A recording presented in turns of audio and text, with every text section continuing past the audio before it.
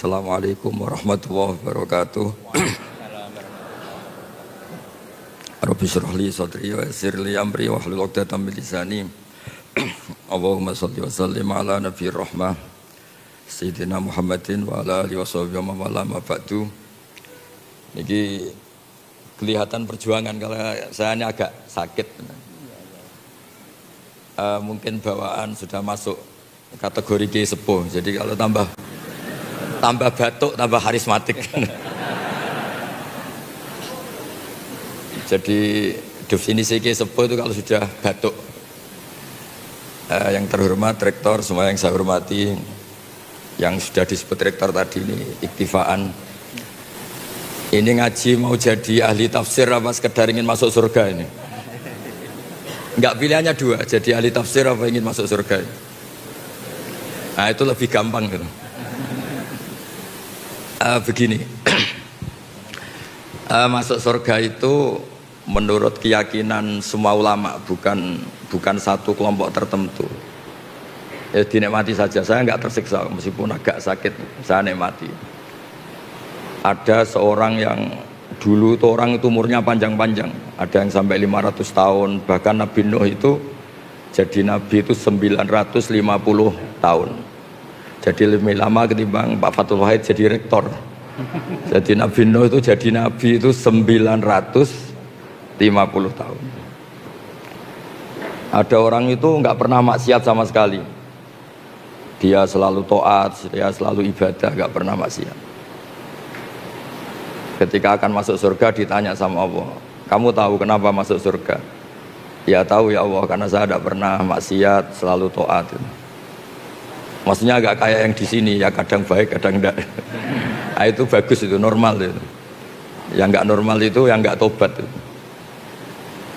Akhirnya ditanya sama Allah, ya iya Gusti, saya enggak pernah maksiat, saya selalu taat.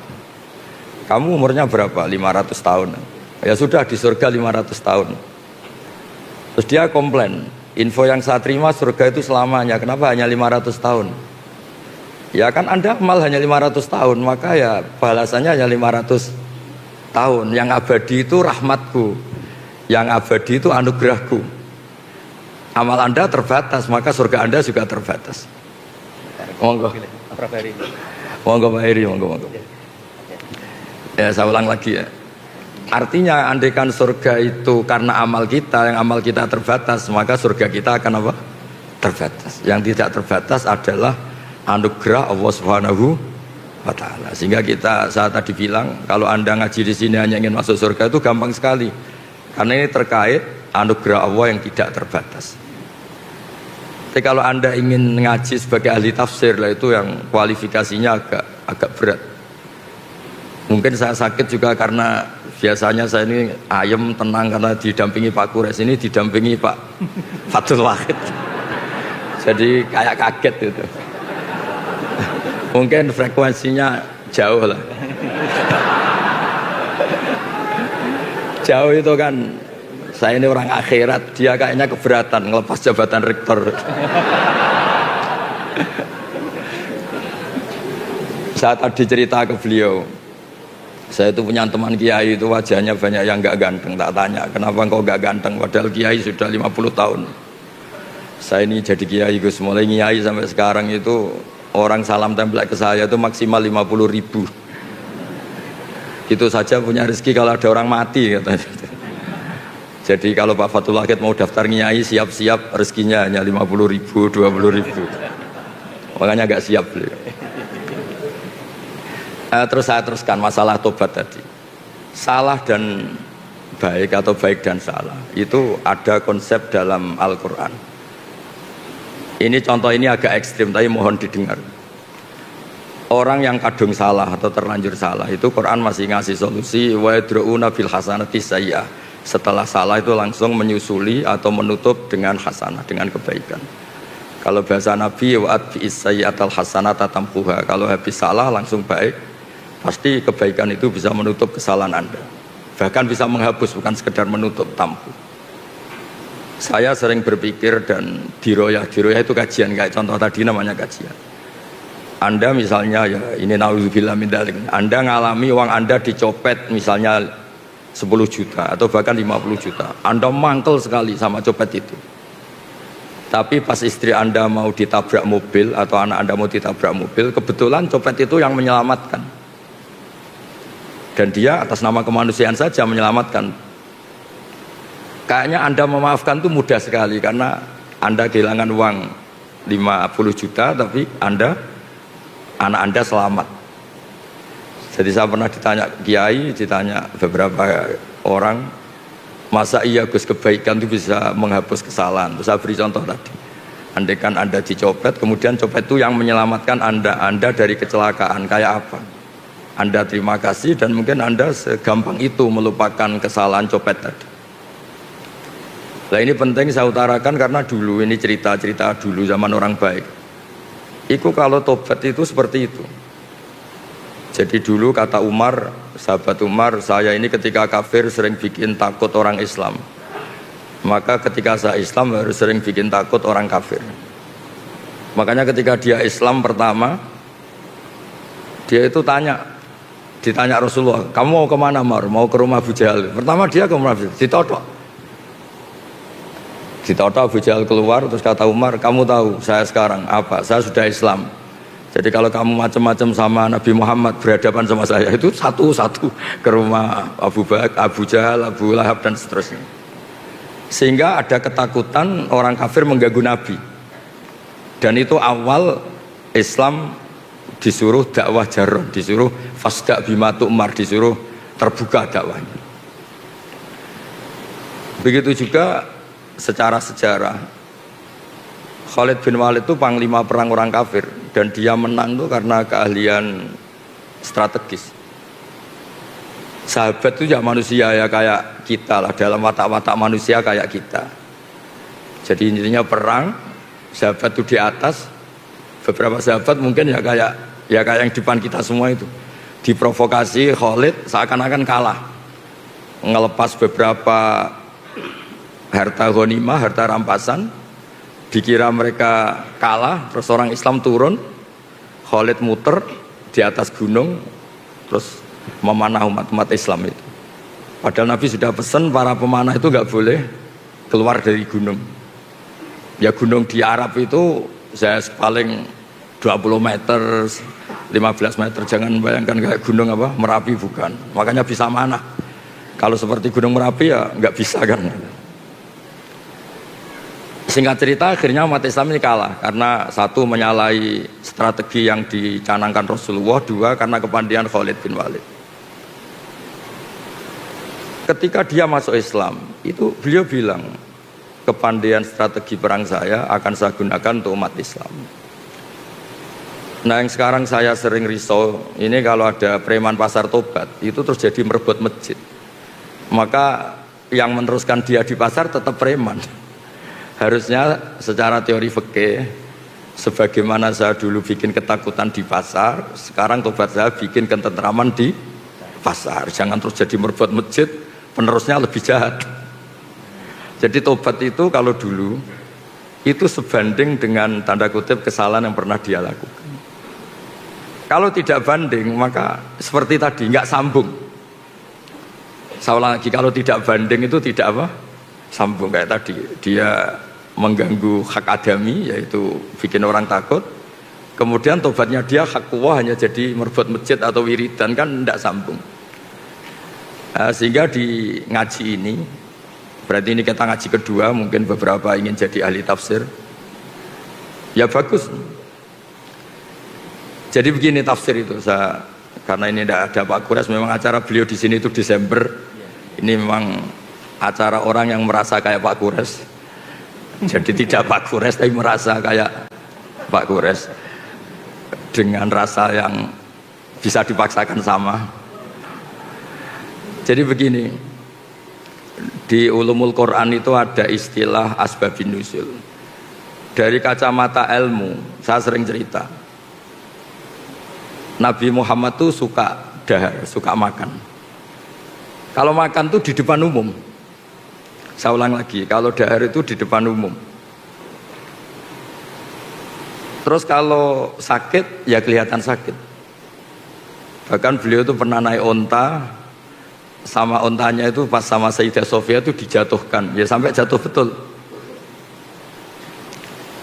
Singkat cerita ada sahabat yang dengan tanda kutip agak kecewa, kok Nabi saya tidak sekeren Nabi Isa.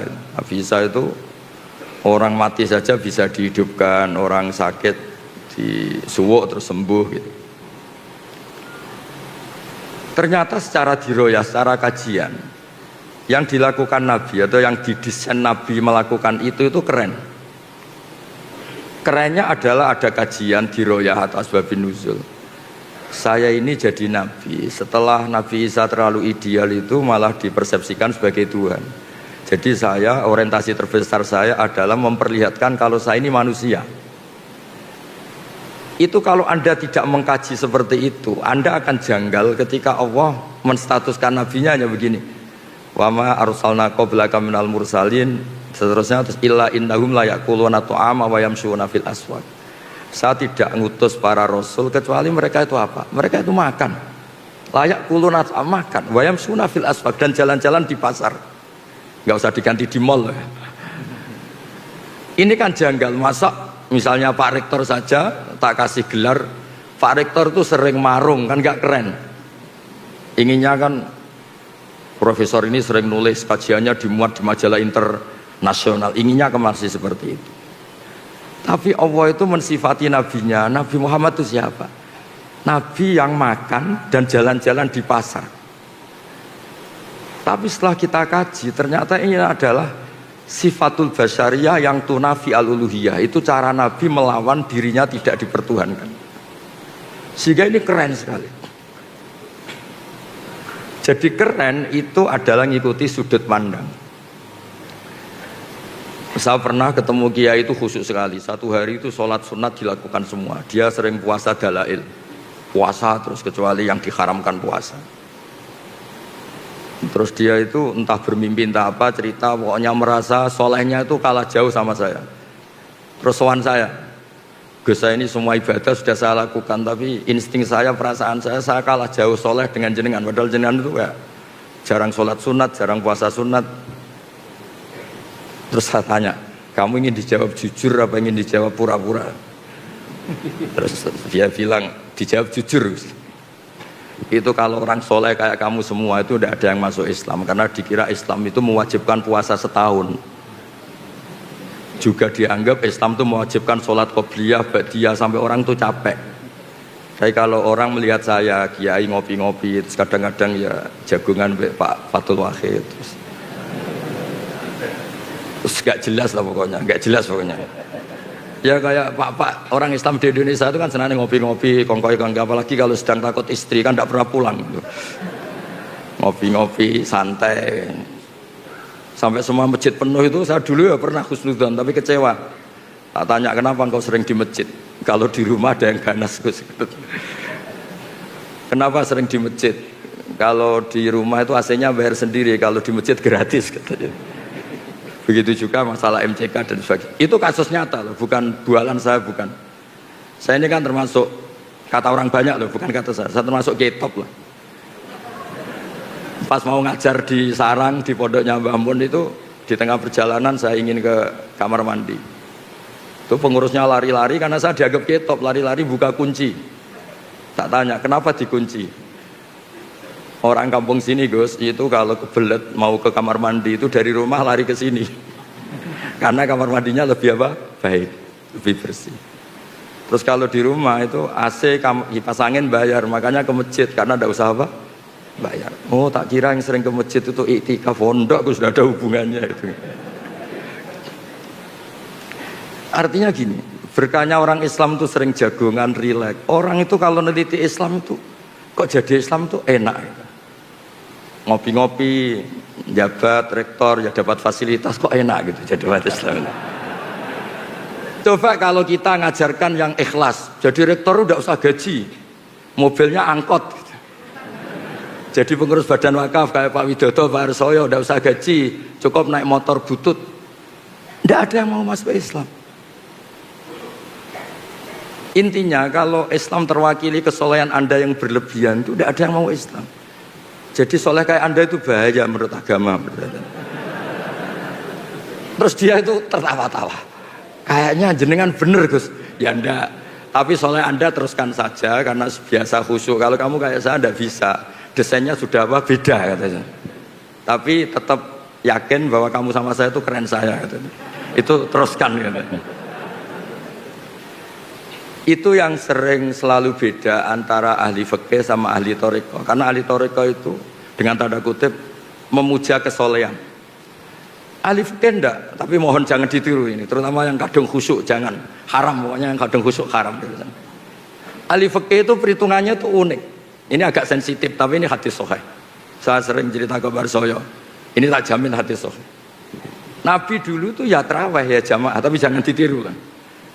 Hari keempat itu Nabi tidak ke masjid. Orang nunggu semua, Nabi gak keluar. Terus kata Nabi, Umar itu, Sayyidina Umar itu, kalau kita bilang sahabat Umar itu, sampai cara Jawa itu bengok-bengok. Nama Sibyan wan Nisa, ini orang sudah tidur, Nabi gak keluar. Ada yang pura-pura notok apa, pokoknya memancing supaya Nabi itu keluar. Ternyata Nabi gak keluar di malam keempat. Nabi gak mau keluar. Terus paginya Nabi bilang habis sholat subuh, Nabi itu memang punya adat kalau habis subuh kadang ngentikan. Tapi dulu belum diistilahkan apa? Kultum ya, apa kultum ini. Saya tahu yang kamu lakukan tadi malam, tapi saya memang sengaja. Kalau saya tiap hari sholat nanti dikira sholat fardu. Dan nanti menjadi wajib karena saya melakukan tiap hari, maka Anda harus melakukan tiap hari. Karena takut dianggap wajib, maka saya tidak keluar. Ya sudah, terus gitu era Umar, sahabat Umar jadi khalifah, beliau ingin ada sholat taraweh. Sahabat tanya, dulu zaman Nabi itu nggak jadi kok, era Anda jadi. Nabi itu pemegang konstitusi ilmu, kalau beliau melakukan terus nanti dikira wajib. Tapi kalau saya hanya Umar, meskipun saya melakukan terus tidak punya akibat, dianggap apa? Wajib, karena saya tidak musyarek, tidak pembawa syariat. Ada sahabat yang ekstrim namanya Abdullah bin Mas'ud, itu suka sweeping. Kalau ada orang duha tiap hari di sweeping. Kamu ingin bikin tandingan sholat fardu, wong sunat kok tiap hari. Sunat itu seminggu sekali katanya. Nggak, ini cerita konstitusi ilmu, makanya yang nggak bakat alim jangan, haram. Jadi beda mindsetnya orang-orang thariqah, orang tasawuf dengan ahli fikih itu beda. Ya sama, terus jangan bilang Gus Pak ahli fikih, Pak Fathul Wahid ahli thariqah, ini tidak dua-duanya. Ini hanya rektor. Kebetulan rektor Universitas Islam apa? Indonesia. Jadi dikira dia ketuanya umat Islam. Enggak ada hubungannya itu, enggak ada. Ini jabatan karir. Bisa dipecat sama Pak Harsoyo kalau macam-macam, sama badan wakaf bisa. Jadi nanti saya cerita ulumul Quran. Ulumul Quran itu yang mengkaji itu harus seperti saya, tidak harus kayak persis saya, seperti saya. Orang tahu kenapa basyariahnya Nabi, kemanusiaannya Nabi itu keren. Karena berkahnya kemanusiaan ini Islam menjadi agamanya manusia, bukan agamanya malaikat. Sehingga tiap Allah cerita orang baik itu siapa? Fasilitasnya apa? Liyukaffirallahu anhum asfa'alladzi amilu. Orang baik itu orang yang kalau salah itu salahnya saya hapus. Dan ketika baiknya tak kasih pahala. Bukan orang baik itu yang nggak pernah salah, bukan. Jadi berkahnya Nabi menjaga konstitusi basyariah ini, itu terus Islam menjadi agamanya manusia, bukan agama malaikat. Andai kan dari awal itu semua kesunatan dilakukan Nabi, misalnya Nabi selalu puasa Senin Kemis, puasa Dalail, puasa Tasu'a, Asyura, nanti ini dikira wajib. Maka dalam hadis sahih, saya pastikan ini sahih, Sayyidah Aisyah itu beliau kan ahli fikih, punya cara pandang mensifati Nabi, yaitu beliau ngendikan, ini ada di Sahih Muslim, wa in ini di sini sesungguhnya, wa in kana Rasulullah la yada'ul amala wa yuhibbuhu. Khasyata ayyufrodo alaihim. Nabi itu tersiksa sekali kalau nggak sholat sunat itu. Ya tersiksa sekali kalau nggak puasa sunat itu. Tapi beliau harus nggak puasa karena takut dianggap apa? Fardu. Sampai Nabi itu kalau ada puasa Tasu'a, Asyura ngumumkan, sekarang puasa ini sudah diganti Ramadan. Silahkan yang mau puasa-puasa, yang tidak. Jadi, nah, penafsir Al-Quran atau yang meneliti Quran itu harus tahu itu. Sehingga nanti di Quran itu ada ayat-ayat yang mensifati mensifati manusia itu sederhana. Sayyidah Maryam itu figur yang luar biasa. Nabi Isa itu figur yang luar biasa. Kata Allah, wa ummuhu siddiqah. Ibunya Nabi Isa itu siddiqah. Orang yang sangat-sangat jujur, tidak ternodai dosa zina, dosa yang macam-macam. Tapi terusannya apa? Karena yakulanit to'am. Dua orang hebat ini itu ya suka makan. Itu kan aneh. Wong Pak Rektor yang jarang tahajud saja kalau ada orang muji, ini suka tahajud, seneng. Coba dipuji. Oh Pak Rektor itu hebat kalau malam tahajud, Senin Kamis puasa, duha. Oh seneng meskipun nggak dilakukan, seneng kalau dipuji. Nah ini seorang Nabi Isa. Allah itu cara ceritamu karena yakulanit to'am. Ini sama-sama makan. Karena berkahnya makan tuh orang tahu. Rektor gak makan itu gak hidup. Presiden Amerika gak makan gak hidup. Semua orang top di dunia kalau gak makan tuh gak hidup. Ternyata manusia tuh selemah itu. Kita yang katanya profesor, kita yang katanya kiai besar, ternyata untuk kita hidup hanya butuh kangkung, mungkin butuh jadah, butuh gudeg. Terus kerennya di mana? Orang yang hidupnya ta'aluk sama benda-benda yang mati. Nah dengan seperti itu Quran sukses memaklumatkan wa khuliqal insanu dhaifa. Manusia itu lemah sekali. Saking lemahnya itu butuh sesuatu yang benda mati. Sebab itu Quran biasa ngendikan untuk nabinya, afa imma ta'u kutilang qalabtu Muhammad, apapun hebat Anda mati. Bahkan ada kemungkinan mati Anda ini terbunuh. Terbunuh itu kan kesannya agak keren, tidak jaduk, tidak sakti. Tapi itu diperlihatkan Allah supaya jelas dimerkasi Allah yang baki, yang abadi. Manusia apapun hebatnya itu dhaif, rentan. Makanya kelirunya kita kadang-kadang ngomong ini orang terhebat di dunia, ini orang nomor satu di Indonesia, orang terkuat di dunia. Sebetulnya kata Imam Syafi'i ketika menafsirkan ayat wa tawakkal 'alal hayyil ladzi la yamut. Kamu itu harus tawakal sama zat yang enggak pernah mati, enggak bisa mati. Kata beliau, faman tawakkala 'ala sultanin aw amirin aw kadza wa kadza fa inna ma tawakkala 'ala sultanin yamut. Kalau Anda menggantungkan hidup pada raja, presiden, rektor sama kiai besar sama siapapun, sebetulnya Anda menggantungkan hidup sama orang sing yamut yang akan mati. Nah, di sini pentingnya peneliti tafsir ini mungkin untuk anak-anak di PPAI. Itu harus tahu, sehingga nanti kalau ada sifat para nabi yang sederhana, itu hakikatnya luar biasa.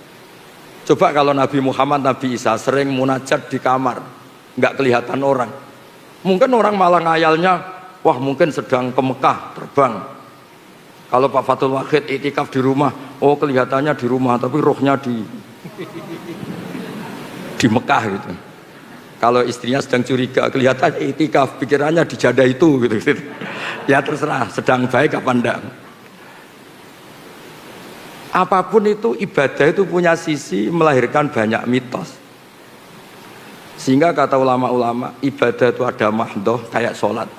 Kenapa sholat itu disunatkan jamaah? Ada yang bilang fardu. Karena biar konstitusi sholat ini tetap terbaca sebagai ibadah. Tapi kalau sholat itu sering tidak kelihatan, itu bahaya karena nanti melahirkan banyak mitos. Sehingga seorang nabi itu harus selalu menunjukkan al-a'rad al-basyariyah, sisi manusia. Karena dengan cara itu nabi tidak dipertuhankan. Nah, itu sirinya, rahasianya kenapa Allah mensifati nabi wa ma arsalna qablaka minal mursalin illa innahum la yaquluna ta'ama wa yamshuna fil aswaq. Ketika mensifati Isa dan Maryam, Allah ngendikan kana yaqulanit ta'am. Jadi mohon Bu Rektor ini nanti kalau di rumah jangan bilang Bapak ini Rektor UI, Bapak tukang makan. Bapak tukang apa? Makan. Jalan-jalan di pasar. Jadi saya mohon ini sebagai bentuk apresiasi saya karena dulu ketika Prof Zaini itu menerjemah, ya beliau dulu itu seniornya Pak Kures di Al Azhar. Terus ketemu saya bilang, saya ini mulai kecil nekuni fikih, ngaji sama Mbah Maimun sama bapak saya, sehingga saya lebih ke konstitusi fikih. Saya ulang lagi ya. Jadi kesalehan yang dibawa orang-orang toreko atau orang tasawuf itu baik, tapi ini nggak bisa jadi konstitusi, karena kalau jadi konstitusi nanti terjadi ijabu malam yajib, mewajibkan sesuatu yang tidak wajib. Jadi memang menganalisis Quran itu harus orang fikih, karena kalau udah orang fikih itu dengan tanda kutip kurang-kurang gimana, jangan bahasakan kurang liar ya, kurang-kurang gimana. Orang fikih itu lebih realistis, fikih yang betulan alim loh ya, jangan yang kaleng-kaleng ya, yang memang bener-bener alim. Jadi misalnya gini, saya baca misalnya Alam nasrah laka sodrok, itu kalau orang fikih langsung ngerti betapa sudut pandang itu menjadikan gampang legowo. Tadi dikatakan Pak Rektor, kalau ada perbedaan itu kembalikan ke ilmu. Sudut pandang itu penting. Saya sering cerita, mungkin saya pernah dicerita di pengajian ini. Ada kiai itu mungkin karena kelamaan ingin poligami gak kesampaian. Sebenarnya tidak hanya kiai, semuanya ada di sini. Itu kalau malam itu masakan sendiri. Pokoknya sibuk. Kadang bikin sambal terong, kadang bikin nasi goreng, pokoknya sibuk. Ada santrinya yang orang toreko janggal, ini kiai gak pernah tahajud makan, terus pokoknya kalau malam tuh mesti masak. Ternyata kiai ini tetap wali, tetap dekat Allah. Terus dia cerita, Cong, dalam kitab yang saya baca di usul fikih itu ada kaidah. Ini di Lubul Usul karangannya Syekh Zakaria Al-Ansori. Saya baca, saya hafal. Ithma min mubakhin illa wa yatahaqqaqu bihi tarku haramimma. Fayal zamu minas sukun tarkul qatli wal zamu minas sukut tarkul qadzaf. Karena tidak ada sesuatu yang mubah yang dibolehkan Allah, kecuali sebetulnya saat Anda lakukan itu terjadi tarkul haram, meninggalkan haram. Artinya gini Bu Rektor, kalau Pak Wahid di rumah tidur, jangan katakan tidur alhamdulillah suami saya tidak dugem, alhamdulillah suami saya tidak nyari-nyari perempuan lain, bahkan saya pun nggak dicari karena tidur. Sehingga dengan status seperti ini tuh keren, karena ini namanya tarkul haram, meninggalkan haram. Makanya saya tuh sering berdoa sama Allah, semoga malaikat raqib atid tuh ngaji usul fikih, sehingga tidak melihat anak-anak UI yang ngopi tuh ngopi, yang kongkoi kakek, tapi mereka akan bilang hum tarokul haram, ini kelompok-kelompok yang meninggalkan haram itu. Nah, jadi makanya ini biar Pak Allah tahu, biar tahu kalau saya cerita ilmu gini kan, terus dia mikir wah berat nih Gus, berat. Tapi nggak apa-apa, saya disaingi juga ikhlas. Ya jadi saya mohon analisis Quran atau ulumul Quran itu harus seperti ini. Sebab itu Nabi-Nabi top di Quran itu yang diceritakan itu sering basariyah kayak tadi. Isa dan Maryam diceritakan kana yaqulanit tu'am. Nabi Musa lebih parah lagi. Nabi Musa itu lebih basariyah lagi. Kecilnya dirawat Fir'aun, terus hobinya itu gelut tarung gitu. Terus delalah itu lari buron itu kematian. Ketemu Nabi itu ya nggak ngaji dulu dia, sementing dikawinkan dulu sama putrinya itu. Itu basariah semua. Sehingga berkahnya Islam dibawa secara kemanusiaan. Ciri khas Islam itu adalah faroh. Faroh itu bahagia, happy. Qul bi fadlillah bi rahmati fa bidzalika falyafrah. Ya saya mohon dari berkahnya ngaji ini Anda akan tahu. Saya punya kitab namanya Al-Minanul Kubro. Itu di situ cerita ada wali yang sering makan sama wali sering ibadah.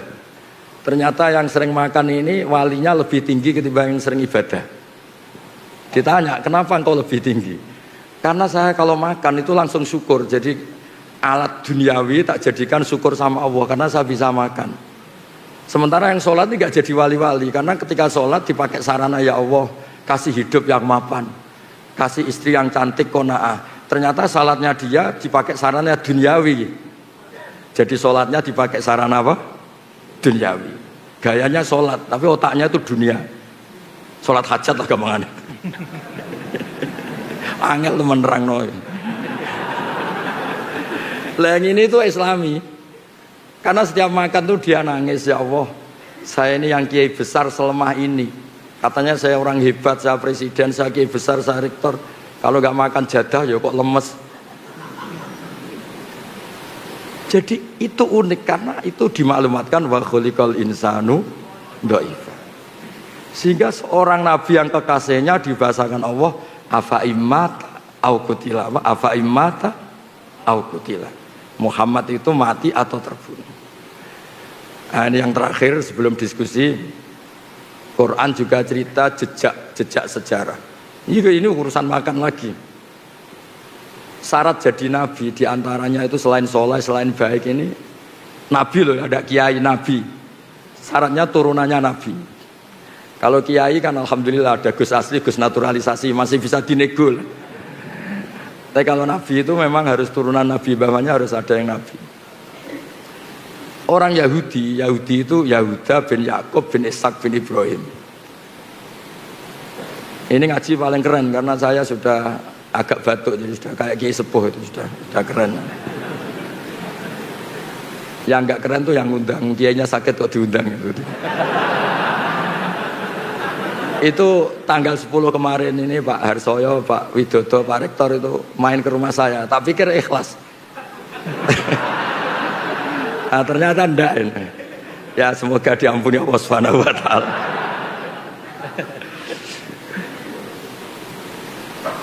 Ya supaya ini kan haji ya, saya cerita haji. Orang Yahudi itu enggak percaya, orang Arab itu kan utak-utuk kayak gitu modelnya. Masa iya jadi nabi? Karena bangsa yang enggak suka baca, orang Arab itu enggak suka baca. Kok tahu ada nabi itu dari mana asal-usulnya? Itu Allah kalau cerita itu unik. Dan ini semuanya basyariah. Nabi hebat sehebat itu ternyata dari cerita basyariah. Nabi Ibrahim itu suami yang takut istri.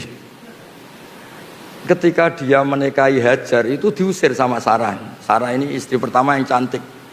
Hajar diusir. Di mana-mana kalau diusir ya lari. Singkat cerita karena beliau Nabi sama Allah itu dilarikan ke Mekah. Bukan dari Jepara ke Jogja, bukan ke Mekah.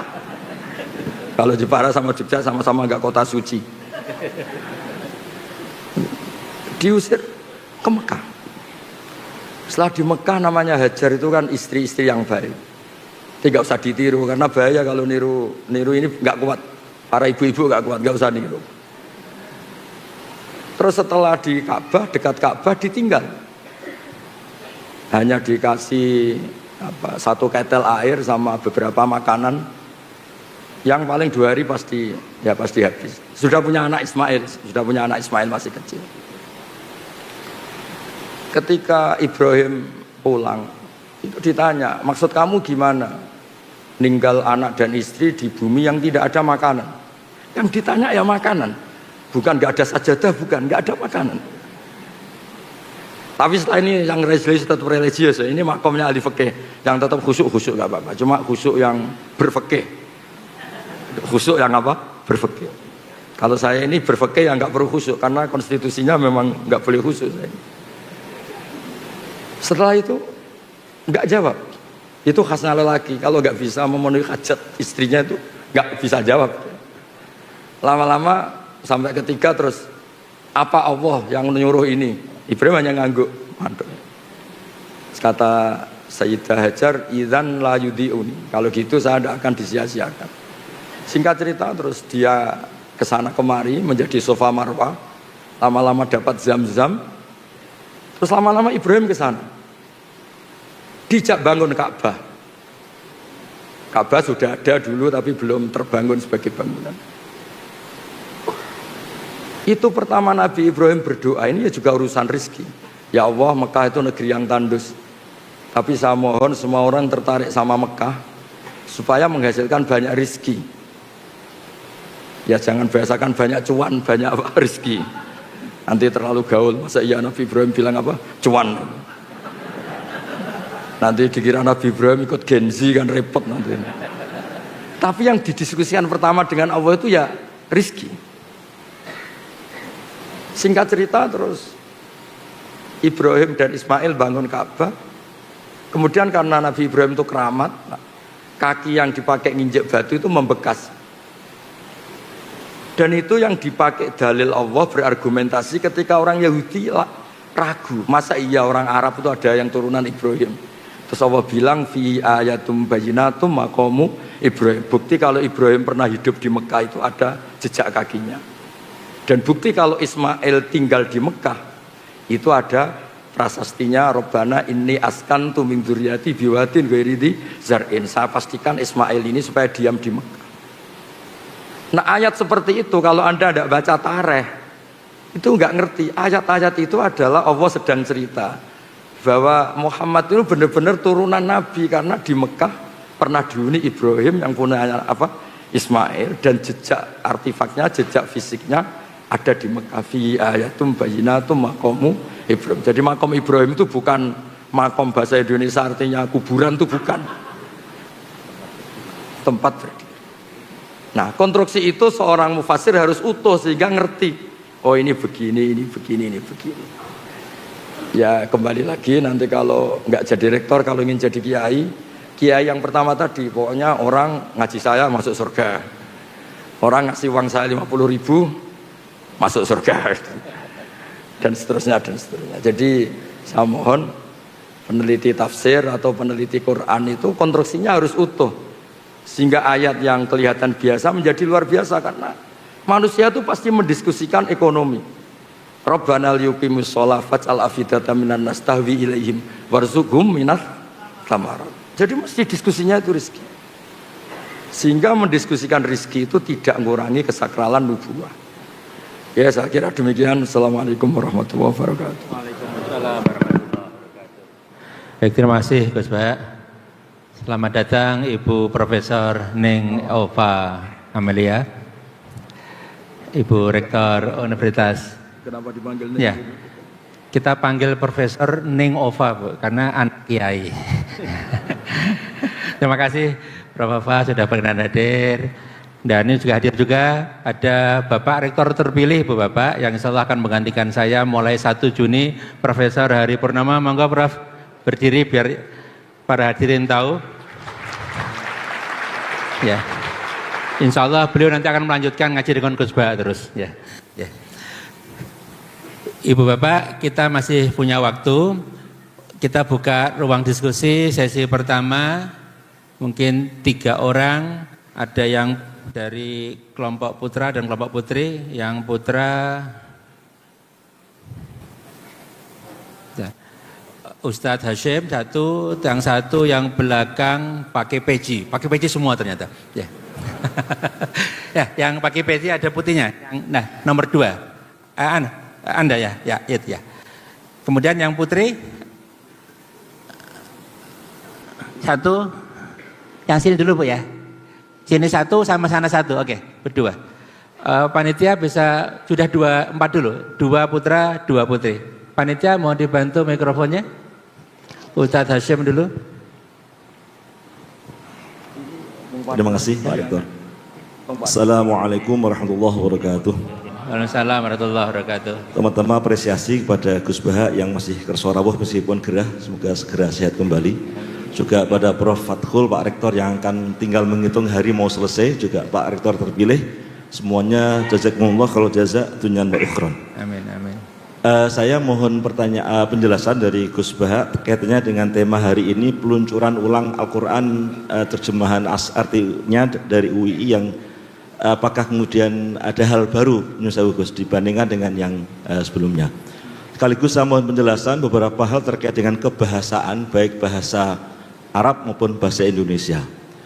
Satu, isim dhamir nahnu itu kan bisa 3 fungsi ya. Satu lil mutakallim ma'al ghair wa huwa mukhatab atau kita gitu ya. Yang kedua lil mutakallim ma'al ghair wa huwa mutakallim aidon atau orang pertama jamak, kami gitu ya. Yang ketiga bisa juga lil mutakallim wahdah al-mu'azzim nafsah, bermakna orang pertama tunggal dan itu untuk penghalusan saya gitu ya. Tetapi sepanjang saya membaca Quran terjemahan, apakah itu Nusa Depak atau Kemenak sekarang atau UII, sepertinya tidak pernah ada yang menerjemahkan nahnu itu dengan saya.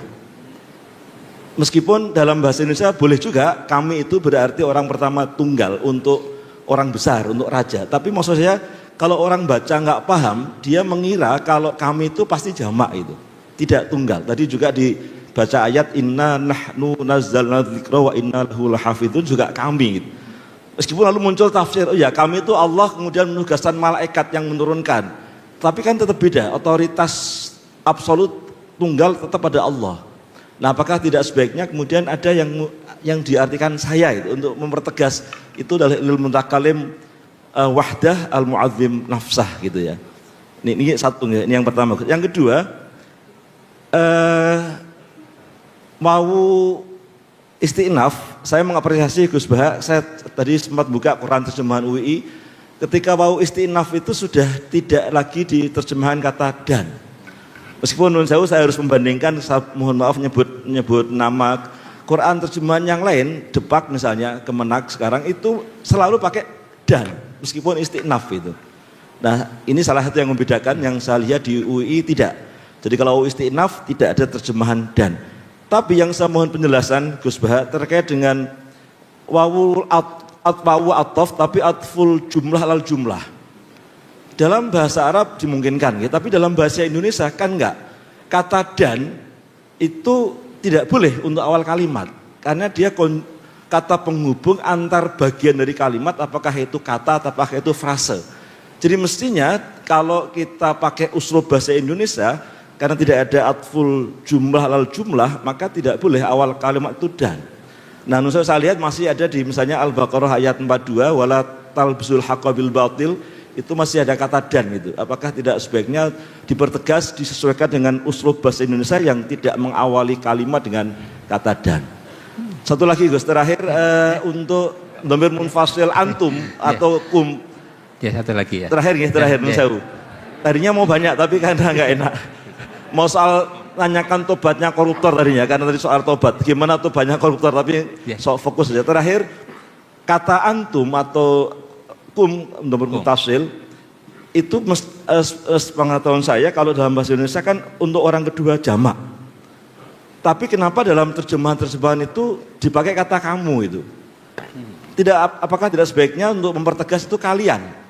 Termasuk menurut saya Gus, di UI masih kamu, lakum dinukum waliyadin, bagimu agamu. Kenapa bukan bagi kalian, agama kalian? Untuk mempertegas bahwa ini jamak gitu. Demikian, terima kasih, kurang lebih mohon maaf. Assalamualaikum warahmatullahi wabarakatuh. Assalamualaikum warahmatullahi wabarakatuh. Sudah 4 pertanyaan tadi. Ya, terima kasih Pak. Kita catat, kemudian yang belakang ya. Ya. Sebutkan nama ya dan asal mungkin ya. Nanti akan dikontrol oleh admin. Ya.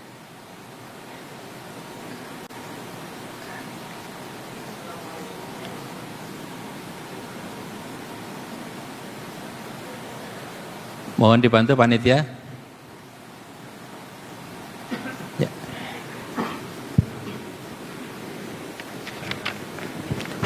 Assalamualaikum warahmatullahi wabarakatuh. Waalaikumsalam warahmatullahi wabarakatuh. Perkenalkan, nama saya Sidik, saya dari UIN, dari UIN Senan. Namanya siapa tadi? Sidik. Sidik, Pak. Sidik. Permisi Gus Bah, saya mau bertanya. Jadi tadi malam di beranda HP saya itu lewat berisi kalam hikmah, yaitu tulisannya itu Gus. Ilmu tidak akan Allah berikan kecuali orang yang dicintai oleh Allah Subhanahu wa taala. Ilmu tidak Ya. diberikan kecuali. Pertanyaan saya, Gus Bah, ngapunten. Kenapa ada orang yang hafal Quran tapi masih bermaksiat? Oh, Ya, karena kan kalau berdasarkan kalam hikmah jenengan, berarti kan Allah ridho sama hamba tersebut ya kan, Allah cinta. Jadi dia sampai hafal Quran, dia melakukan Nggih. Sudah itu Wonten? pertanyaannya. Nggih, ngapunten untuk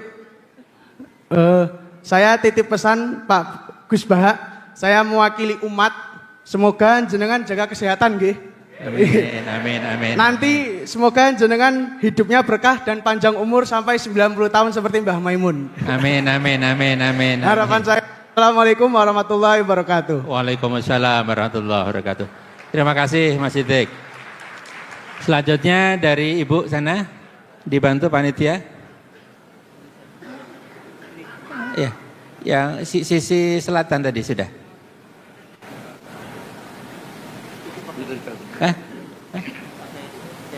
Tadi yang udah saya nunjuk sana. Yang pojok tadi sana pakai jilbab abu-abu sama yang jilbab putih tadi ya.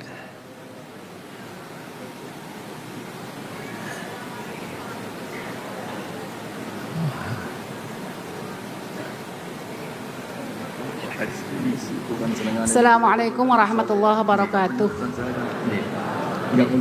Pada ini nyambung Gus Bahak yang saya hormati, tadi Gus Bahak mengatakan orang baik itu belum tentu orang yang belum pernah melakukan kesalahan.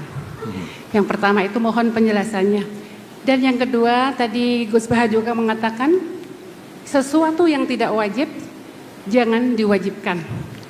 Tapi pada saat-saat ini ada yang sesuatu yang makruh kok malah diharamkan. Contohnya orang yang tidak suka merokok, yang benci sekali sama rokok, rokok kuwi haram. Nah gitu misalnya. Ya ini mohon penjelasannya, maaf ya. Ya. Cukup sekian dari saya. Saya Uswatun Hasanah dari Magelang. Assalamualaikum warahmatullahi wabarakatuh. Waalaikumsalam warahmatullahi wabarakatuh. Baik, terima kasih. Satu lagi tadi. Satu lagi yang pakai jilbab warna apa itu? Coklat susu ya. Baik, Assalamualaikum warahmatullahi wabarakatuh. Waalaikumsalam warahmatullahi wabarakatuh. Perkenalkan, nama saya Eila, saya dari Hubungan Internasional Universitas Islam Indonesia. Tadi mengutip sedikit dari Gus Bahak bahwa sudut pandang itu penting. Terus saya sedikit ada pertanyaan, bagaimana sih sudut pandang Nabi Muhammad terhadap perempuan yang tidak menutup aurat sesuai dengan syariat Islam? Karena banyak laki-laki menyalahkan perempuan karena tidak memakai pakaian sesuai syariat Islam. Ketika melihat itu mereka timbul syahwat. Kenapa tidak dibalik saja? Kenapa tidak mereka yang menjaga pandangan ketika ada perempuan yang tidak memakai pakaian sesuai syariat Islam? Karena memang di sisi lain perempuan itu memang harus menutup pakaian, menutup aurat dengan pakaian yang sesuai dengan syariat Islam gitu. Bagaimana juga syariat dari Al-Quran tentang pakaian ini. Cukup ya. Bagaimana pandangan Nabi Muhammad terkait dua pandangan yang bertolak belakang ini? Baik, terima kasih. Terima kasih. Baik, terima kasih Bapak. Ada 4 pertanyaan, saya singkat Gus. Jadi pertanyaan yang pertama terkait dengan apakah ada yang baru di sini. Kemudian yang kedua ini soal nahnu tadi. Ada 3 fungsi, apakah tidak ada yang diterjemahkan dengan saya. Terus kemudian tadi terkait dengan wawu istiqnaf dan waktu ataf Gus. Terus yang kedua yang ketiga terkait dengan antum dan kum. Nah, ya. Kemudian yang kedua dari Mas Siddiq tadi, kenapa hafal Quran kok masih bermaksiat Gus? Itu pertanyaan dari Mas Siddiq. Kemudian dari Ibu tadi ada, satu-satunya ya, yang laki dulu ya. Pak Sim dulu ya. Bismillahirrahmanirrahim. Ya ini mungkin Pak Hasyim itu diskusinya sama saya tok. Ini banyak yang bingung kayaknya. Bikin bingung orang itu termasuk dosa. Jadi ya saya ini kan kenal sama keluarga Pak Hasyim dari Guyangan ya, dari Padi. Yang bapaknya kiai itu. Mungkin beliau frustasi terus di Jogja itu.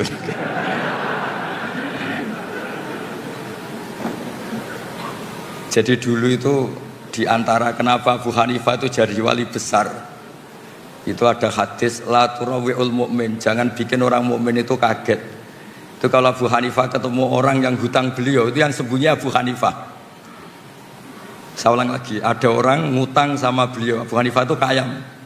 Itu kalau ketemu yang sembunyi itu Abu Hanifah, ditanya, kenapa engkau yang sembunyi? Di mana-mana orang ngutang, kalau ketemu yang ngutang itu kaget. Jadi kalau saya ketemu maka saya dosa karena bikin orang apa? Kaget.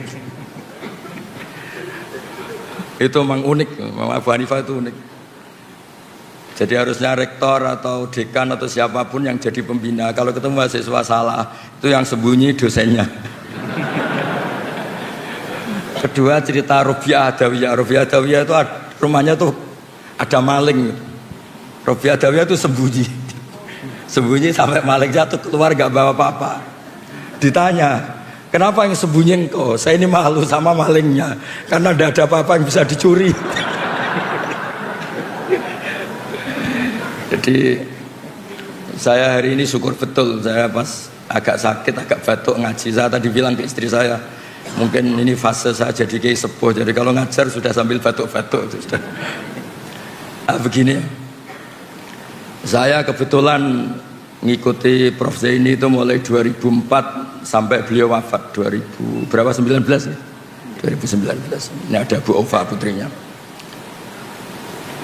Beliau menerjemah itu berdasar keahlian beliau sekolah di Al-Azhar itu sastra Arab. Saya pernah menanyakan yang ditanyakan Pak Hashim, kenapa kami kok nggak diterjemah saya atau saya kok kami? Beliau itu hanya jawab gini, kok kalau kalian dari antum kok kasar? Hanya alasannya kasar. Saat itu saya juga tanya Pak Kures karena beliau ikut di Kemenak. Juga per menteri yang ini Pak Nazar itu saya juga dapat SK termasuk diberi hak untuk ikut merubah kalau ada yang gimana di Kemenak. Itu sama-sama Pak Zaini sama Pak Kures itu sama-sama bilang gini, termasuk judul ini dari Prof Zaini termasuk dari Pak Kures, semua dianjurkan pakai judul ini Al-Quran Karim dan terjemahan artinya. Jadi bukan dan terjemahannya tapi dan terjemahan artinya. Jadi karena bahasa Indonesia itu tidak akan mewakili bahasa Arab atau bahasa aslinya. Nah, terkait nahnu tidak diterjemah saya padahal wakilnya itu Allah atau al-mu'adzim nafsa, itu banyak ulama yang bilang gini, ketika Allah cerita nahnu itu memang melibatkan banyak orang, banyak pihak. Misalnya nahnu khalaqnakum, itu memang karuan Allah sentral, tapi kan untuk menjadi manusia itu ada hubungan suami istri, ada macam-macam. Begitu juga inna nahnu nazzalna dzikra, melibatkan Jibril, dan Quran ini dijaga juga melibatkan banyak yang hafal Quran ini itu. Maka pakainya nahnu. Tapi kalau Allah itu sendiri dan memang hanya sendiri, itu Allah tidak pakai iyana tapi iya itu fa'iyaya fa'budun, fa'iyaya farhabun. Itu, tapi saya ulang lagi itu hanya analisis. Tapi itu diyakini banyak ulama Al-Azhar. Terus kedua, tentang isti'naf.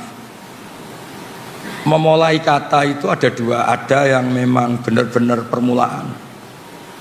Ada yang hakikatnya itu tidak permulaan. Itu yang menjadikan Pak Zaini atau Pak Kures atau Kemenak sekarang itu. Ya kadang-kadang beda, tapi tetap ada kata dan. Misalnya begini, innal abrara lafi naim wa innal fujara lafi jahim. Itu memang wawunya sudah bisa ada ataf, bisa ataf. Nah, melihat adat Allah itu menyebut dua hal, habis cerita surga, neraka, cerita orang baik, orang jelek, maka tradisi menyebut dua hal ini terus menjadikan wawu di mana ini tetap dan. Begitu juga wala talbisul haqqa tadi. Sebelum itu memang sudah ada nasihat-nasihat yang banyak. Kemudian terkait apakah ada penambahan di sini? Kalau nambah enggak. Tapi saya dulu pernah pamit sama Prof Zaini untuk fikihnya itu memang banyak catatan kaki dan itu era beliau. Era beliau cuma beliau kan sastra, yang disuruh nekuni itu saya. Karena ya ini semoga nggak terjadi. Problem kitab suci itu kan mujmal. Mujmal itu global. Sehingga kalau diterjemah pakai harfiah itu memang resikonya tinggi. Misalnya gini, Nabi Lot tuh kecewa betul sama kaumnya yang homoseks. Tapi ketika kecewa malah dengan tanda kutip bikin kata-kata yang riskan. Yaitu beliau ngendikan, haula ibanati hunna darulakum, kamu jangan mendatangkan kepuasan Anda lewat lelaki. Saya ini punya putri banyak yang lebih suci bagi kamu. Tentu menjadi halal tuh nunggu dinikah. Tapi beliau hanya ngendikan hunna adharulakum. Begitu juga tentang nikah. Nanti bisa dicek di awal juz 5. Ada ayat yang bunyinya hanya gini. Famastamta'tum bihi minhunna fa'atuhunna ujurahun. Perempuan itu setelah kamu nikmati, maka yang penting itu kamu kasih ujurohunna. Ujur itu jamannya ujroh. Nanti kan kayak transaksi orang nakal yang setelah dipakai itu bayar. Nah makanya tadi promosi saya pertama saya bilang mufassir itu latar belakangnya harus ahli fikih supaya tahu kalau ujur di situ artinya mahar. Jadi terjemahnya adalah perempuan yang sudah Anda nikahi. Saya ulang lagi, perempuan yang sudah Anda nikahi dan sudah Anda nikmati, yaitu sudah hubungan suami istri, maka mahar itu baru menjadi wajib. Karena mahar itu wajib itu dua. Satu wajib binafsil akdi, itu nisul mahri. Dua wajib karena jima, karena hubungan suami istri. Jadi mahar menjadi wajib 100% itu nunggu famastamta'tum bihi, sudah dinikmati. Nah hal seperti ini kalau diterjemah letterlek itu bisa kayak nyuwun sewu nikah mut'ah, nikah yang pakai waktu, yang hanya nikmati terus bayar. Nah, di sini dibutuhkan kepedulian para pakar tafsir, terutama yang nulis. Untuk ini jelas di sini tak ditulis oleh Pak Zaini, saat itu saya juga usul istri-istri Anda yang sudah Anda gauli, maka kasihkan maharnya, bukan ujur gimana apa? Ujrah. Jadi makanya kan disepakati ulama kalau mengkaji Quran itu hadisnya harus bagus, fikihnya harus bagus karena konstruksinya tadi. Contoh terakhir, fa'inama tuwallu fathamma wajhuh. Kamu menghadap kemana saja, itu di sana ada ridho Allah. Itu kan kesannya kayak ada harus madhab kiblat, madhab Ka'bah. Padahal itu enggak, itu bahasa emosi, bahasa emosi. Allah itu tersinggung ketika orang Yahudi itu ngatur-ngatur ke agama. Maunya apa sih Muhammad itu kemarin sudah baik-baik madhab Baitul Maqdis. Kenapa sekarang dipindah ke Ka'bah? Terus Allah marah bilang arah itu milik saya, terserah saya mau ke timur ke barat terserah saya. Jadi terserah saya itu dalam konteks saya ini punya otoritas penuh untuk menentukan kiblat. Bukan berarti Allah membolehkan kita sholat semaunya. Itu kan ibarat ada orang nyalahkan saya misalnya, Gus, anak Anda kok kamu kasih uang 1 juta 2 juta, bukankah ini boros? Terus saya bilang ini uang saya, terserah mau dipakai apa mau dibakar apa mau diapain, tidak apa-apa, itu uang saya. Kata dibakar itu mau mengungkapkan kemarahan, tapi bukan berarti bakar uang itu halal. Sama fa'inama tuwallu fathamma wajhuh itu Allah sedang marah terhadap gugatannya orang Yahudi. Nah bukti kalau Allah marah, mereka diredaksikan saya kulus sufaha, apa? Saya kulus sufaha. Nah ya kira-kira gitu dan seterusnya Pak Syekh. Jadi hafal Al-Quran masih bermaksud. Ini sidik, ini kriminal itu tanyanya.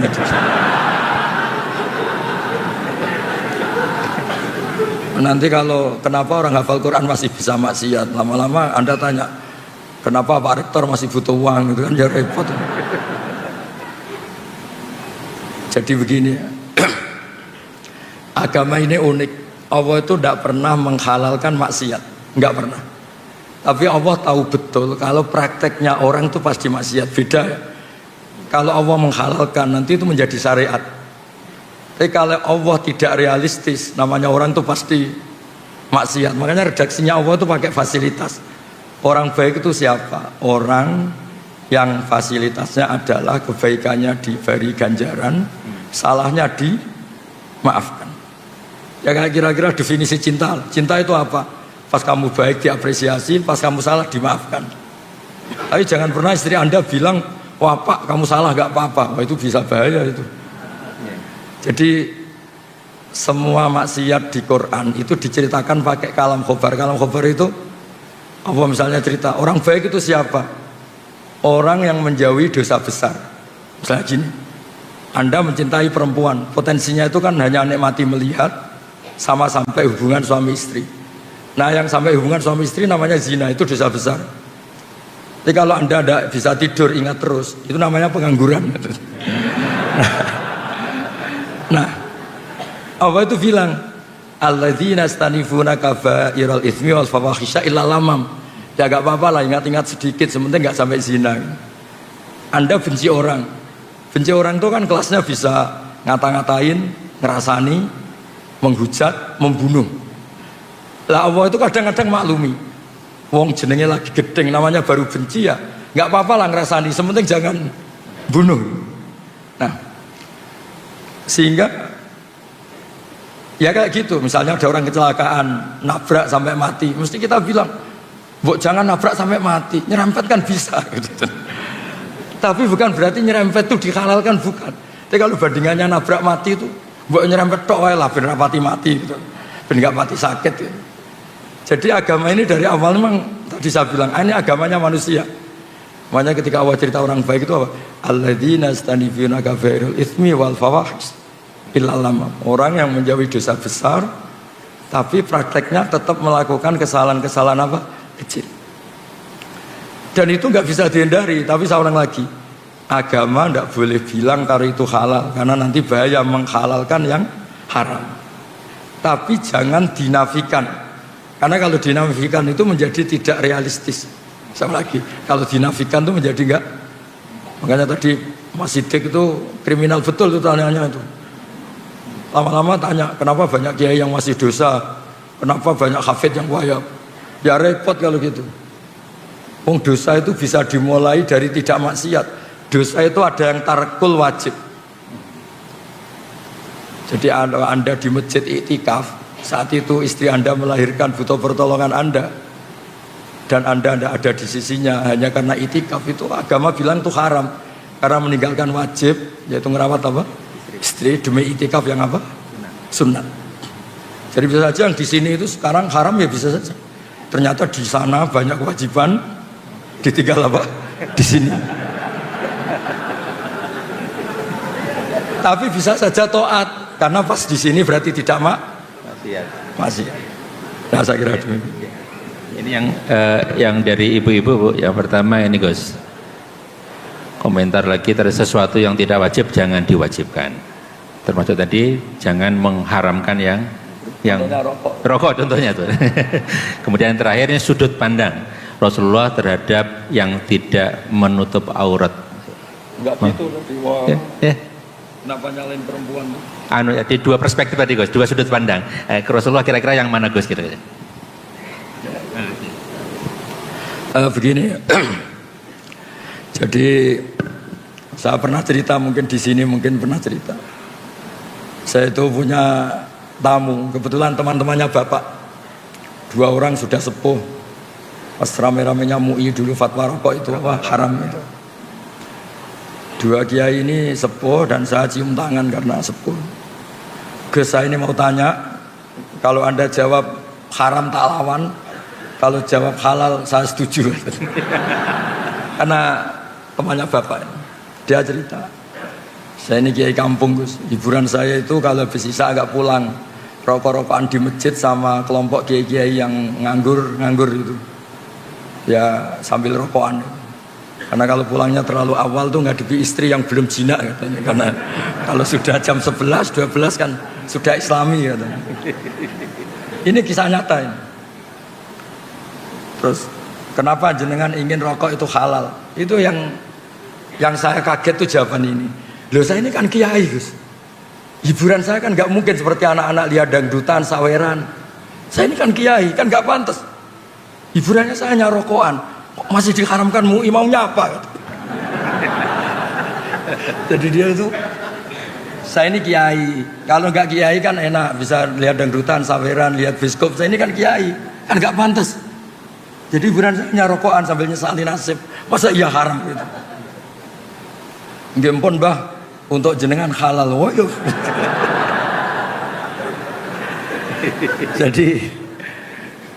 Jadi memang apa ya, sudut agama itu makro itu nggak jelas haramnya, tapi juga Anda jangan bilang halal karena kadang ya sampai ganggu kesehatan misalnya. Tapi juga kan bilang haram karena takutnya tadi ada orang-orang tertentu yang untuk melawan nafsunya, melawan mungkin dia agak hiper, itu dengan melupakan dirinya dengan cara seperti itu. Makanya di Ihya itu ada bab suatu saat akhir zaman itu ibadah terbaik itu tidur.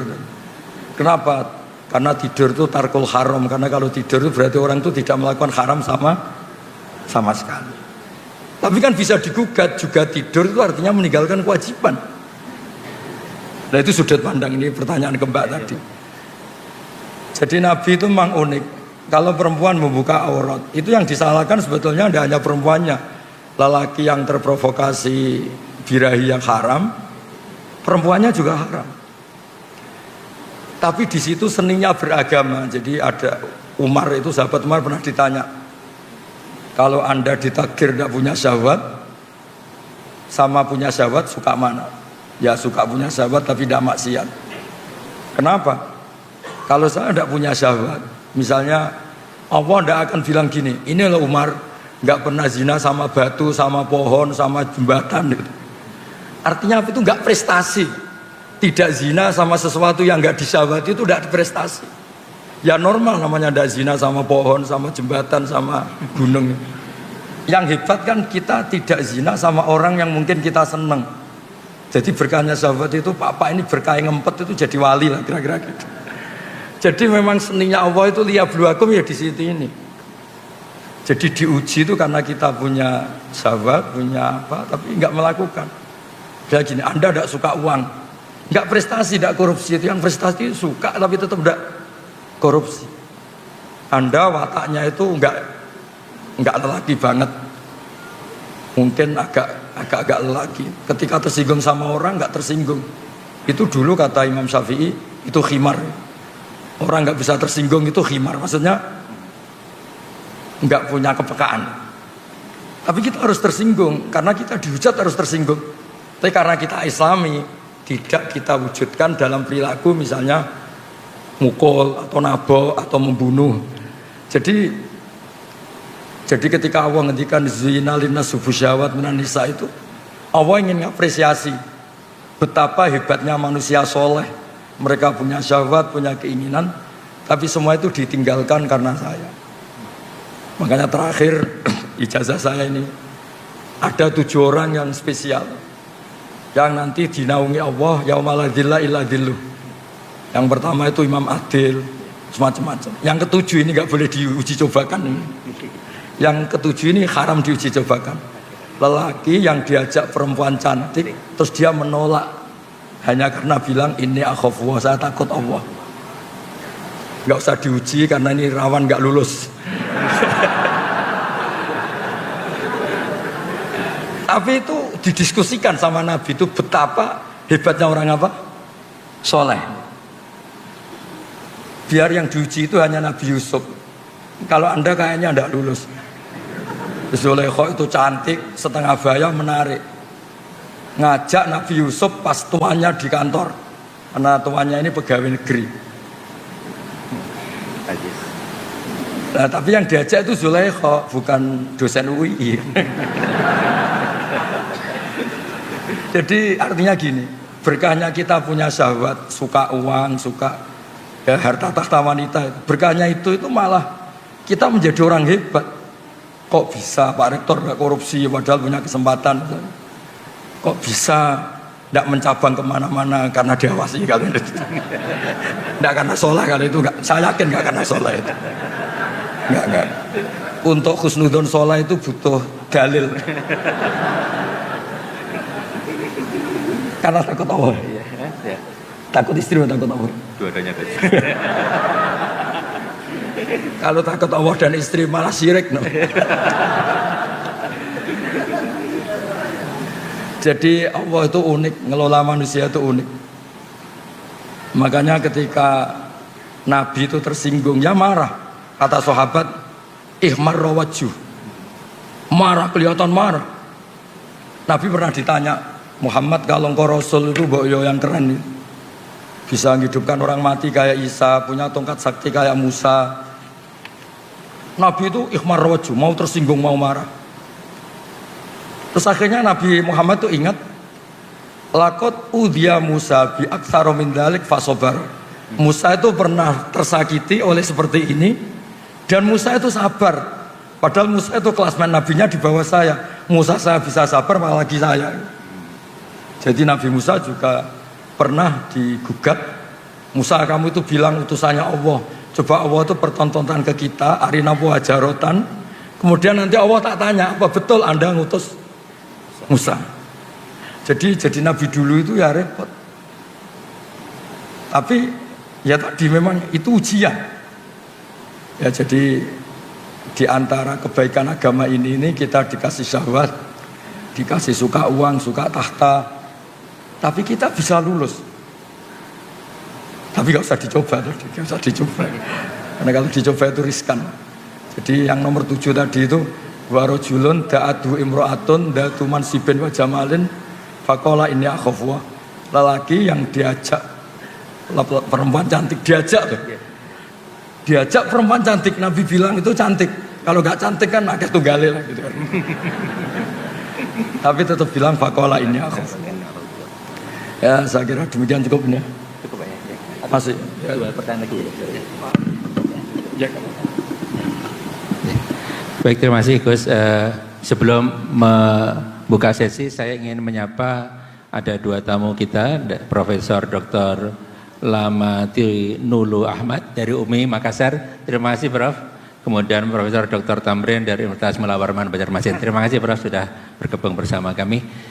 Ibu Bapak, waktunya tidak banyak, kita buat dua penanya saja ya. Tampaknya sana satu, sana satu. Kemudian dari perempuan ini Pasilo itu. Yang sana satu ya, yang Anda ya, yang pakai jilbab warna apa itu, warna pink ya. Kok dari sini bukan pink ya? Ya, putih ya, oke. Dari mikrofon dari sana, yang sana dulu ya. Singkat padat ya. Assalamualaikum warahmatullahi wabarakatuh. Pertanyaan saya singkat saja. Yang pertama, Al-Quranul Qadim itu Al-Quranul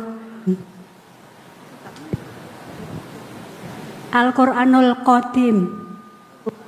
Yang kedua, selama ini kita meyakini bahwa Islam itu adalah agama yang paling sempurna dan Al-Quran itu adalah wahyu yang diberikan Allah kepada Rasul yang terakhir.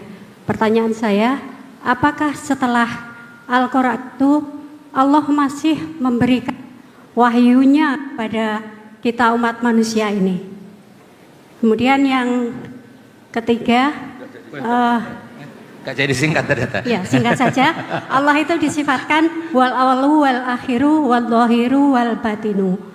Pertanyaan saya, Allah itu di mana? Itu saja. Sampun. Allah di mana? Oke. Oke. Baik, ini pertanyaan kalam ini.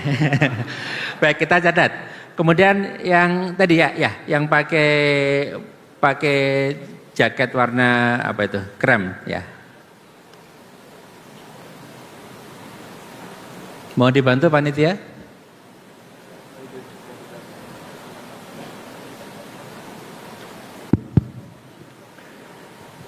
Baik, terima kasih atas kesempatannya. Perkenalkan, saya Lutfi dari Solo, Jawa Tengah. Izin bertanya, Gus Baha. di Indonesia ini kalau kami lihat indeks korupsinya cukup tinggi begitu. Ya. Tapi kalau kita lihat jumlah pesantren di Indonesia juga banyak, ya.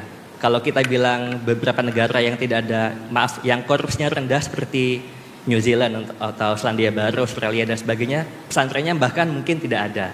Pertanyaannya adalah, menurut panjenengan Gus Baha, bagaimana kita menyikapi dan bagaimana strategi kita sebagai umat Islam atau bahkan para kiai ulama untuk bisa meminimalisir atau bahkan mengurangi secara signifikan praktik korupsi yang ada begitu.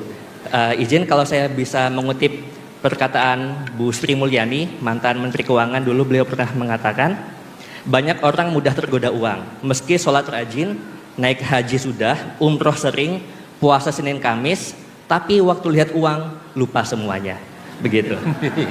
Kemudian yang kedua ini ada titipan pertanyaan, mohon izin, apakah setan itu berupa zat atau sifat? Terima kasih. Kalam lagi setan. Baik, terima kasih. Ini ada dua kelompok pertanyaan. Yang satu terkait dengan ilmu kalam. Ya. Al-Quran tadi kodim, terus kemudian pertanyaan Allah ada di mana Gus, kira-kira gitu. Kemudian yang kedua tadi terkait dengan setan itu seperti apa, sifat atau zat, kira-kira sifat atau zat. Baik, kemudian yang kedua ini terkait dengan pertanyaan, kok sudah sering haji, sering umroh, puasa kemarin kok tetap korupsinya tinggi Gus, kira-kira gimana Gus? Ya. Nah, ini yang ngawur ini pertanyaannya ini. Begini, tak pikir Pak Lutfi gubernur. Begini, jadi di antara yang ditakutkan Rasulullah itu nanti, ini mbaknya siapa namanya tadi? Mbak itu enggak agak dulu tadi. Mbak ya, enggak nyebut nama tadi. Silakan. Ya. Jadi gini, manusia itu punya jiwa ingin tahu. Ingin tahu itu bisa liar. Ada beberapa orang yang bilang, saya ini tidak akan menyembah Allah karena saya tidak tahu, tidak kenal. Macam-macam lah, yang jurusan filsafat itu. Jadi zaman itu Nabi sudah ngendikan nanti setan itu selalu menggoda manusia. Pertama bikin mukadimah yang baik. Ini bumi diciptakan Allah, ini langit diciptakan Allah. Lalu Allah sendiri asal-usulnya gimana? Terus kata Nabi, jika kamu pada titik itu, maka hentikan. Nah, menghentikan itu manusia itu mudah sekali. Makanya saya pernah bilang, saya mungkin saat melihat sinetron apa saja, tentang Joko Tingkir ya boleh, tentang Mak Lampir ya boleh, yang penting itu manusia lah.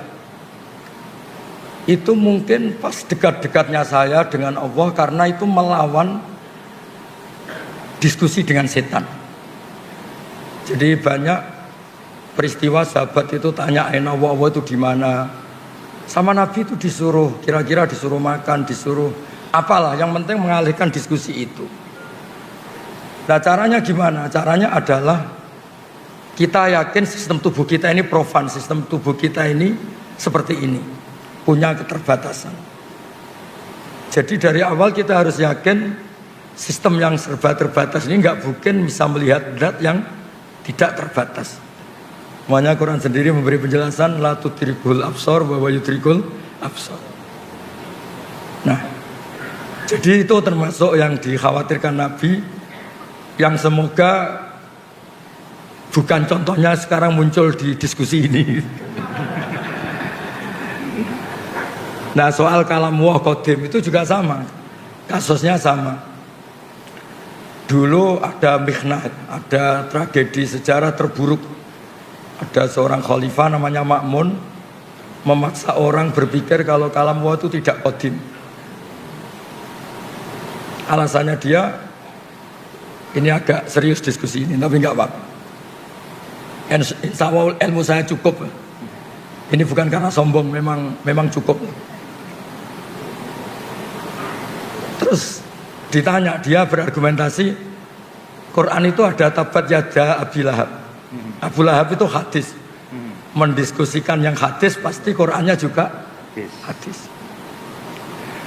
Karena dia seorang khalifah, seorang raja memaksakan yang tidak punya pendapat yang sama di penjara. Termasuk Imam Syafi'i, Imam Ahmad. Tapi sebelum di penjara Imam Syafi'i lari ke Mesir, Imam Ahmad ketangkep terus di penjara. Ahmad bin Hanbal ini. Ketika di penjara, Imam Ahmad minta diskusi terbuka disaksikan banyak orang dengan tokoh Mu'tazilah. Diturutin, ada tokoh Mu'tazilah terbaik, terus diskusi disaksikan banyak orang. Nah ini yang mungkin kita salah. Kita kalau menafsirkan kalam itu kan firman Allah atau perkataan Allah atau ucapan Allah atau sabda. Setelah ketemu banyak orang, Imam Ahmad tanya, ketika dulu itu Allah sudah tahu enggak kalau akan menciptakan makhluk yang bernama Abu Lahab? Wah ya sudah tahu, Allah itu merencanakan semuanya ya dengan pengetahuan yang qadim. Termasuk Allah tahu sebelum menciptakan suatu saat Baha ini disuruh Pak Fathul Wahid ngisi pengajian meskipun Pak sakit. Saya tidak tahu secara fikih itu haram apa halal, tidak tahu. Kayaknya haram. Nah, si Abu Duat ini yang wakil Mu'tazilah, oh ya Allah tahu. Besok matahari terbit enggak? Iya terbit.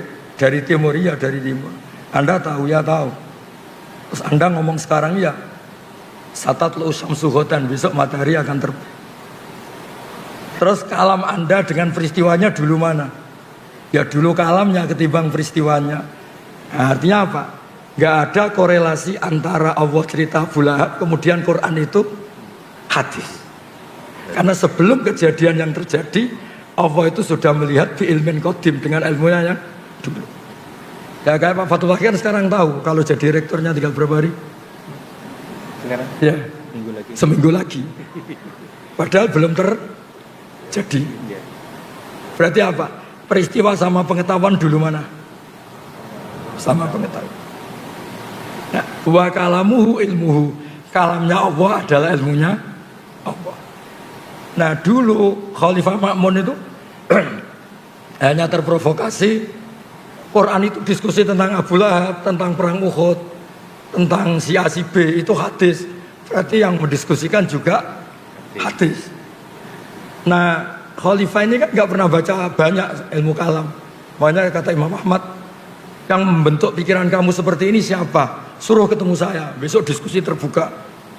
Setelah diskusi itu ya keok, si wakil dari Mu'tazilah itu keok. Karena ditanya, ketika Allah dalam azali itu sudah merencanakan apa dadakan? Ya sudah merencanakan. Allah tahu kalau mau ada makhluk namanya Abu Lahab, ya tahu. Fakalamuhu ilmuhu, ya kalamnya Allah itu ilmunya Allah. Maka kalamnya bersifat qadim. Nah, soal pertanyaan tadi Mas Lutfi, Allah itu di mana?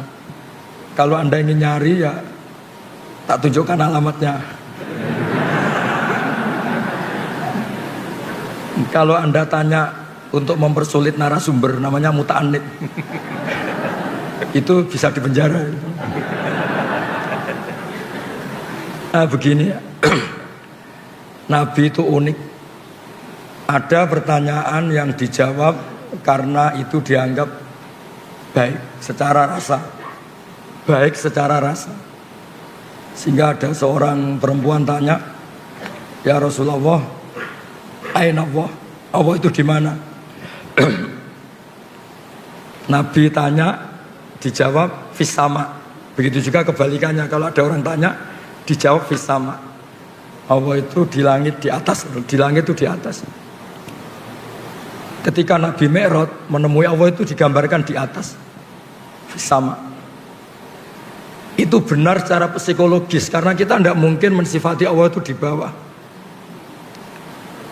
Nah, tapi di atas itu menurut ukuran apa? Ukuran fisik apa non fisik?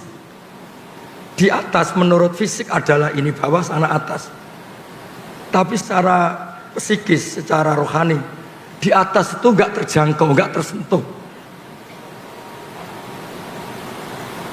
Artinya nggak tersentuh ya sudah, dengan sistem tubuh kita seperti ini, Allah itu terlalu atas untuk kita analisis, terlalu atas untuk kita sentuh, terlalu atas untuk kita amati atau kita perhatikan. Nah, makanya tentang Allah cukup kita mengatakan subhanah.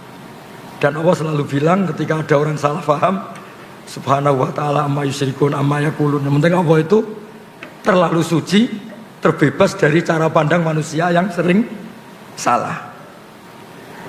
Ya, jadi makanya pentingnya wiridan subhanallah adalah orang biar ngerti kalau Allah itu suci dan persepsi kita ini jauh dari menyentuh itu.